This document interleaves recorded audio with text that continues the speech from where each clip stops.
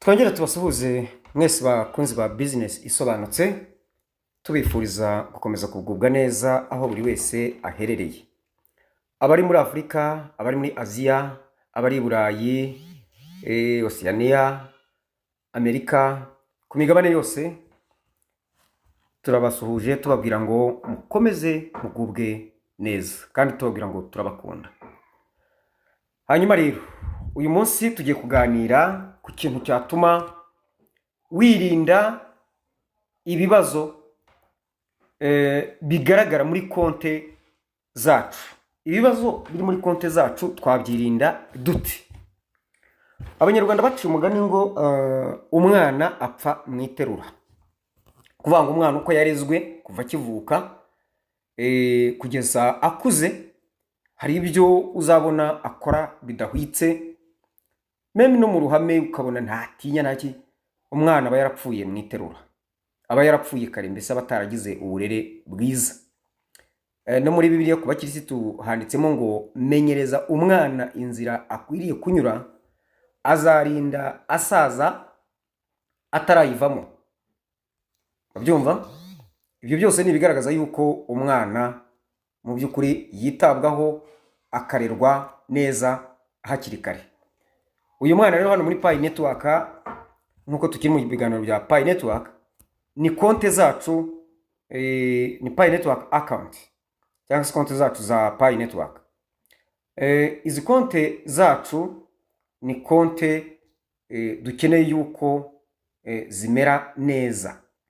Iyo rero zitameze neza ni hahandi muzasanga twicuza, ibibazo bitugora, mbese usanga turahora mu bibazo by'urudaca, bikemura byanze iki. Mbere na mbere tujye kureba ingingo zigaragaza cyangwa se incamake zagufasha gutunganya konti yawe ntuhore mu bibazo. Reka mbabwize ukuri, nimugoroba nagize ntyaninjeza umuntu muri Pi Network mu minota ni nka 15. Icyo nakoze, yari afite telefone irimo umuriro, irimo internet, afite irangamuntu, afite email, ndangije afite nimero imubaruyeho. Icyo nakoze, nafashe telefone pamba ndadownloadinze, mbashyizemo, mukorera buri kimwe cyose, hasigara duke cyane wakora undi munsi umwe, hanyuma ibisigaye agategereza KYC nta kindi, kamwereka uko mining. Rero ahantu bipfira hambere ni ku matelefone dufite. Nicyo kintu cya mbere na mbere cyica konte zacu. Ugasanga umuntu yiziritse kuri telefone ifite ikibazo, kandi ibyo arimo kuyikoresha ibyo ugasanga birasaba telefone imeze neza, kandi abizi neza ko telefone we ifite inenge. Nanone kuri iyo telefone ugasanga handi muri settings zayo hari systeme zayo, applications zayo zagiye zifunga biba bikeneye kuyisukura, ukazalowinga zikava muri denied. Ibyo ni ibintu ugomba gukora rwose. Hanyuma warangiza ugakoresha umushinga wawe ibyo ugomba gukora ukoresheje telefone yawe imeze neza. Telefone rero ifite ikibazo, idafite ikibazo nako wamaze kubikemura, tera intambwe uregistering. Ubu ufite irangamuntu cyangwa se icyangombwa cyemewe n'amategeko, hariya bemera driving permit cyangwa se uruhushya rwo gutwara ikinyabiziga, bakemera irangamuntu, bakemera na passport. Kimwe muri ibyo cyangwa ku mpunzi ukaba ufite icyemezo cy'ubuhunzi. Kimwe muri ibyo bintu niba ugifite kikubaruyeho, kora ku buryo bwose bushoboka ugikoreshe, ariko ubizi neza yuko gihujwe na ya nimero yawe ya telefone, na email yawe, na Facebook account, byose bihujwe n'amazina yawe ari kuri icyo cyangombwa. Ibyo nutabikora utyo uzahora mu bibazo by'urudaca. Hanyuma nurangiza uregistering. Kuregisteringa rero ugiye gutangira kwandika hariya kuri first name ni rya zina twita iry'idini. Hanyuma hariya kuri last name ni rya zina ry'umuryango, binanditseho family name. ndabivuga mu nyo hari abavuga name kuntu pronunciation, ntabwo naje kwigisha ururimi ariko murabyumva ibyo mvuga.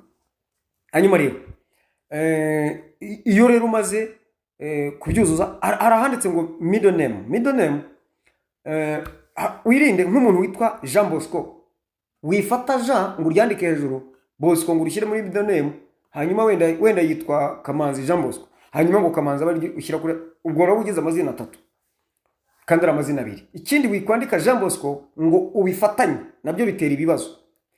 Reba ku ndangamuntu ko izina ryanditse kuri icyo cyangombwa, uko izina ryanditse niko ubyandika. Niba ari Jean Bosco cyangwa se Jean de Dieu ni ijambo risa nk'iririmo amagambo 3, Jean de Dieu, Dieu ni Imana, Yohana w'Imana.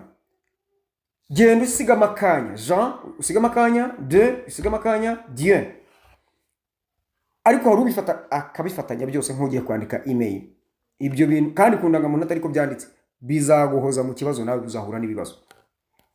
Uzuza amazina neza, hanyuma nurangiza no kuri KYC ubyandike nk'uko ku ndangamuntu bimeze. Abantu bageze muri KYC tuzabireba neza nitujya gukora KYC, nitujya kwiga uko dukora KYC. Hari umuntu uzakakwereka video dore ko bakora KYC, ariko abantu bakeneye gusobanukirwa musherame. Ugasanga nimero z'imihanda barazikubaza line 1 line 2. Niba uri ahantu hatari nimero z'umuhanda, kuri line 1 shyiramo amazero ni cyangwa 2 cyangwa 3, no kuri line 2 shyiramo amazero, no kuri zip code naho shyiramo ayo mazero.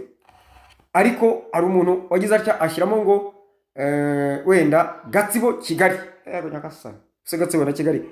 Aba bantu bafata imyirondoro bagakubitariya izo address watanze, ko bakubaza bakubaza country of residence, country of origin ya igihugu ukomokamo biba byagaragaye cyagiye registeringa. Ariko noneho country of residence yeshobora gukora KYC ntari mu gihugu na registeringiye. Ngewe na registeringiye mu Rwanda ariko nkaba ndi mu Burundi, nkakora KYC ndi mu Burundi. Abyumvise? Ugomba kugaragaza country of residence. Iki ngiki cyumvikane cyane. Kandi ibi ngibi mwibuka ko birajyana na simukadi wagize ute wabaruje. Niba simukadi ufite ari inyarwanda ariyo washyize muri Pi network, nubwo waba uri Burundi, gerageza ukora iki? Country of residence iraba ari yindi yo mu Rwanda. Ugomba byumve neza. Ibyo ngira ngo nabyo birumvikana. Rero nujya gukora KYC uzuza imyirondoro neza, we kubivangavanga gufate ngo Gatsibo Kigali, Gatsibo na Kigali bakubita muri map bakareba Gatsibo muri Kigali, Gatsibo bibamo ntayo. Urumva? Niba tuvye niba ntuye Gatsibo muri ako karere umujyi waho ni uwuhe? Hari umuntu twagiye impaka ejo bundi ati nshyira ari mu Ruhango, ntishyiraho Ruhango. Nese umujyi w'akarere ka Ruhango n'uhati ni Ruhango, bari ushyira ati none sura ni umujyi, yoza arawupfobeje kandi ni wo pe. Ubwo rero niwe hakwikorera ibyawe ibintu bikazabatera urujijo, naho tuzahora mu bibazo. Ubwo ku kijyanye no twari tuvuze ku kijyanye na registration, hanyuma ukore na verification zose, hanyuma na KYC nujya kuyikora nabwo uyikore neza ntacyo hushishe. Ubwo buri kimwe tubone usibye ko twagiye tubiganiraho mbandibutsa, bari ukwibutsa mumbaje ari ukwibutsa. Icyo cyari kimwe. Ikindi ni umuntu ategetswe gushyira konte ye kuri telefone imwe. Ntabwo telefone ijya mu konte nyinshi, kandi ntabwo konte imwe ijya mu matelefone menshi, ntabwo byemewe habe namba. Gerageza rero telefone umayiningiramo ibi yumayiningiramo iba ari iyo ngiyo irimo iyo konte yawe gusa. Kereka gusa uvuga uti nagize ibibazo, reka n'iki ngiki nkivuge ku bantu bafite telefone zananiwe, cyane cyane iPhone zikunda kubikora. Ugasanga bananiwe, irananiwe yanze kwakira ibyo tuyisaba. Icyo gihe ukora ishoboka byose ugashyira mu yindi konte, mu yindi telefone ugakoreramo ibyo ukoramo, then ukaza kuyikuramo, ariko bigusaba ko muri ya yindi yawe ubanza ukabisibamo burundu, no muri ya yindi ukoreyemo nujya kubikuramo ubisibeyo burundu, ubisubize muri ya yindi bushyashya. Gutira biremewe ariko wabanje gusiba burundu, kandi bahita babona ko wiyaranje ibyo ari byo byose, ko wavuye kuri iyi device ujya kuri iyi, none uragarutse, bahita bavuga ati yagiye kwiyaranja buriya. Hanyuma nsoze nsabe abantu yuko dukomeze gushyigikira GCV ku bafite payi zageze muri wallet, twishyura payi dukurikije igiciro cy'ibihumbi 314,159 by'idolari. Bamenyeshe yuko hari inama mu makuru mfite maze iminsi nkura mu binyamakuru byandika kuri payi, kandi babandi begera kwa team, ko hari inama irimo gutegurwa muri uku kwezi kwa 10 ikomeye yo muri kwa team, iziga izavuga izatanga umwanzuro ku giciro cya kuri GCV, ku giciro cy'ibihumbi 314 cya payi, igiciro cya payi ibihumbi 314,159 by'idolari. Iyo nama irateganijwe, sinibuka amatariki, ariko iyo nama irateganijwe.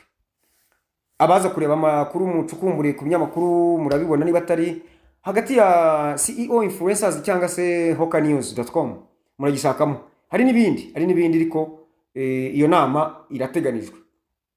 Ariko rero twebwe niyitaba dukomeze dusupporting GCV, twishyurwa hagiye shingiye kuri icyo giciro, turaba tuyisupportinze. Ibyo bababeshya, hari abari mu kuvuga ngo uzaze nguzishyura ngo pourcentage ngo y'amafaranga ngo na payi, no, byo n'ubujura, ni lobbying, ntabwo ari byo, mubireke cyangwa se mu byamagane. Ndagira ngo soreze kukubwira abantu ngo stay together as pioneers, tugume hamwe, ni mujye ku mbuga za WhatsApp. Nibitabibi abantu bazanabanigira iyo muri, bazababeshya byinshi cyane. Nongere mbonereho kwamagana aba banyamakuru, aba ba influencers, YouTube influencers kuri cyangwa social media influencers bavuga kuri Pi Network. Mwirinde, harimo abantu bari mu kubabeshya ibintu byinshi bitazaba ngombwa ko tuza tukabavuga amazina hano, bitwaje gushaka views nyinshi, ariko bakababeshya. Aho bakubeshya ngo siba konte, ngo tangira bushyashya, nyamara ibisubizo byo gukora ibintu kugoragoza buri kimwe cyose byarabonetse. Turandikira kwa team, icyo batagusubiza none bazakigusubiza, ariko mwishuka abantu ngo basibe konte zabo, turabazi. Abandi baza bakabashitura bagatanga amatariki y'ibintu runaka ngo bizaba, muri bukuntu bagiye batangaza ngo launch ntibibe. Ibi byose n'abantu barimo kwihigira views mu buryo butari bwo. Tubamagane, tubagendere kure, nyamuna mureke tugume hamwe, tube hamwe kugira ngo tujye tumenya amakuru y'ukuri, atarimo ibihuha, atarimo guhutaza, atarimo kukubeshya, atarimo kukujijisha, atarimo kukuyobya, kugeza no ku rwego rwo kuba haba harimo kukwambura ibyawe. Kuko niba umuntu akuregesa arinza akakubikira ibyawe, wowe ntubigireho uruhare kandi ari ibyawe, yitwaje ko yagushyize muri payi, ntabwo ari byo. Niba ari simbura mubyizi iyo service yimuce, ariko umuha ibye abyibikira, unamwereke tudare ngibi babibika gutya, aha nizewe, aha harizewe. Ibintu bari mu gukora ntabwo ari byo rwose, habe namo. Mukomeze rero mugubwe neza. Ikiganiro n'amakuru nibafitiye n'ibyo ngibyo, mbamenyesha yuko uhereye iki kiganiro nubwo kibagezeho saa 6, ariko kubera icyo nabita kwita ingengabihe ya YouTube, iyo dukora tugera ku rwego rw'uko bakwereka bati wowe ukwiriye kuzajya upostinga kuri aya masaha. Ubu isaha baduhaye, namaze guhabwa gahunda, baduhaye isaa 12 n'iminota 10. Mu by'ukuri nibwo muzajya mubona ikiganiro, nabwo ko muzajya mubona ikiganiro rimwe ku munsi. Ubwo rero uhereye uyu munsi tariki 16 iki kiganiro kirabageraho isaa 6, ariko isaa 12 n'iminota 10, isaa 6 nk'uko cyari biteganijwe, ariko isaa 12 n'iminota 10 muratangira, nibwo mutangira kujya mubona ibiganiro kuri business isobanutse, nk'uko ingengabihe ya YouTube yayiduhaye. Twebwe ubundi twigeneraga, ariko ugera ku rwego aho bakwereka bati gahunda tuguhaye ni iyi ngiyi, uyikurikije nibwo byaba ari byiza. Ubwo rero ni ubujyanama bwa YouTube kandi turabukurikiza. uhereye uyu munsi saa 12:10 buri wese abimenye yuko nibyo najyaga mbabwira nti kugeza igihe tuzamenyera indi gahunda twagiye inama bari batarampa iyi gahunda bayimpaye rero muri iri joro ariko sinari kureka kubaha ikiganiro saa sita nk'uko byari biteganijwe ariko nkanabamenyesha yuko uhereye uyu munsi tariki 16 kugeza igihe YouTube izaduhindurira ubu niyo noneho tugiye kujya tugenderaho isaha baduhaye ni saa 12 z'umugoroba n'iminota 10 nibwo ikiganiro kizajya kigera kuri YouTube. Rero wowe utarakora subscribe uyikore ukande kukazogera ujye ubona notification umenye yuko ikiganiro cyahageze bitisu bimenye ko saa 12:10 nibwo kuri business isobanutse ikiganiro kizajya kiba kigezeho kiba ari urwijyane kiba giteretseho cyo nukuza kereka iyo twahuye n'ibibazo wenda bya technique bijya bitugora na internet ikatugora ugasanga biragoranye cyangwa umutekinisiye nkatinda kumubona bikagorana kikabageraho gitinze ariko ubundi saha niyo ngiyo baduhaye ariko iki cyo kibagezaho saa sita nk'uko bisanzwe reka mbifurize neza yose kandi nifurize ibyiza byose buri wese aho aherereye mubwira ngo nimudushyigikire tubone ko mutwandikire muri comment mudutera ka like mudusharinge aho muherereye iyo ngiyo mutugeze kuri bagenzi banyu turushaho kunguka dutera imbere ibyiza bibona uko biza ubu nta byiza turabaha kubera yuko turacyari nkewe turacyari batoya YouTube itaramara n'amezi ngira ngo 4 ikabigeze kuri uru rwego no kubera mwebwe nimukongere makabaraga mudusunike tugeze ku 3150 ingahe by'aba subscribers dukeneye 100 tuzabigeraho ryari tutarageza no ku 10 nawe nahange dushyigikire business isobanutse kuko tuzayungukiraho byinshi ntabwo tuzakomeza kuvuga Pi Network gusa ariko imbaraga tugifite cyangwa se ubwihutirwa tugifite nubwo kufasha muri Pi Network kugira ngo ibibazo bikemuke hanyuma tuzakomeze no mu bindi ni intambwe rero ni mwebwe muzadufasha kugira ngo tugende tuyitera mukomeze mudushyigikire mu buryo bumwe cyangwa ubundi kandi nawe uhejwe ufite ugushaka kudushyigikira kutari uko turimo kukubwira duhamagare tuvugishe nimero ziba zibango muri description munsi ya titre urebeho nimero ziba ziriho ndetse na link ya group WhatsApp ushobora kujyaho ikagufasha kugira ngo ube hafi umenye amakuru. Group number 1 yaruzuye, group number 2 niyo igezweho akaba ariyo mwajyaho kugira ngo murusheho kumenya byinshi tukomeze kuba hamwe tugeze mu gihe tugomba gukenerana naho ubundi hanze hanga baza tunyanganya rwose birakomeye cyane. Mugubwe neza mugira umunsi mwiza.